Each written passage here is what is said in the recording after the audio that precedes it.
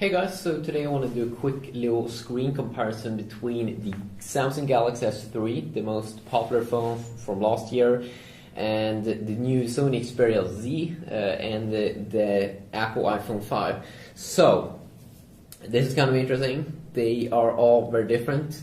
First, we do have Samsung's phone here that has Samsung's own Super AMOLED screen, which provide vibrant colors.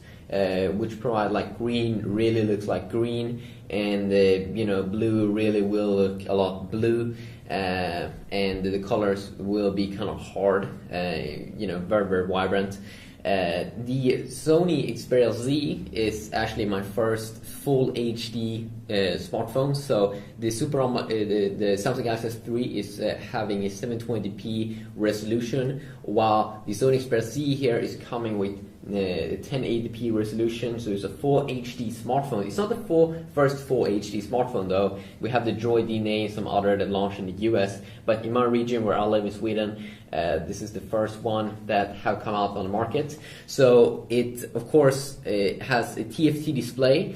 And I'm not sure if TFT means that it's an LCD display, but it's listing that it's a TFT display, of course, with Sony's own mobile Bravia engine that they are calling it, and that it's the mobile Bravia engine 2.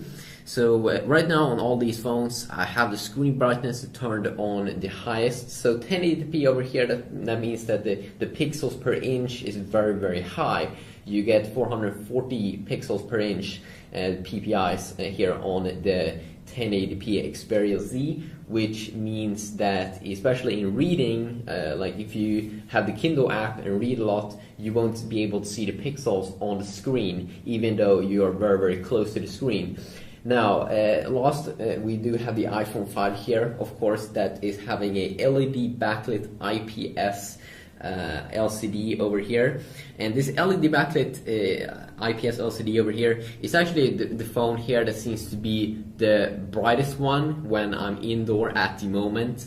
So it's the most brightest, and then second I would say that the Galaxy S3 comes second here, and then at the last spot here we do get the Xperia Z. The Xperia Z might be better outdoor because it has that mobile Bravia engine. I've heard it should be kind of decent over there.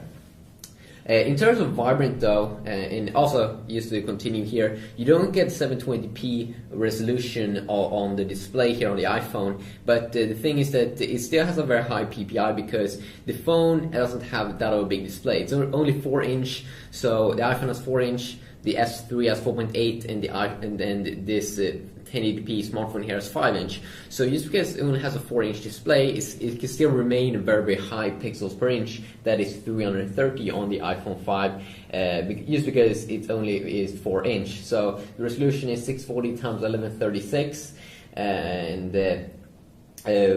it's kind of interesting here which display is better. It all comes down to, I mean, first, as I said there, in brightness, definitely, right now indoor, the iPhone 5 is the winner.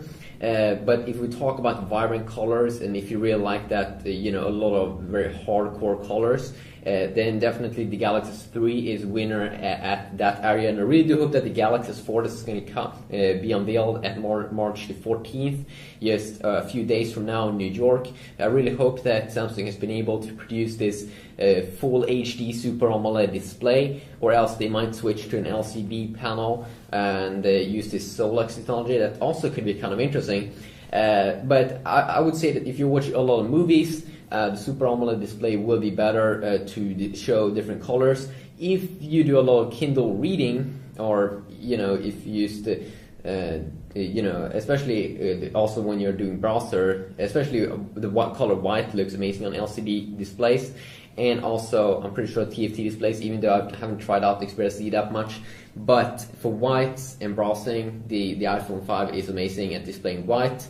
The AMOLED screen here, in my personal opinion, is not as good, and something that Samsung is having a big problem with, that I've noticed and discovered, is that when you are outdoor, it's very hard to see the screen when it's bright outside. So that will be an experiment here with the Xperia Z, how good I will see it outside. Now, also one thing about the viewing angles.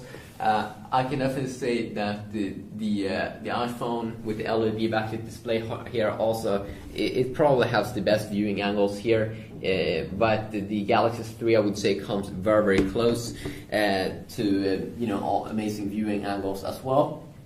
Now the viewing angles on the Xperia Z is horrible. I actually did compare this device to the previous generation, the Xperia S that came out last year, that had actually an LED backlit IPS LCD. It's kind of like the iPhone 5. That one actually seems to have better viewing angles and be a little bit of a brighter screen.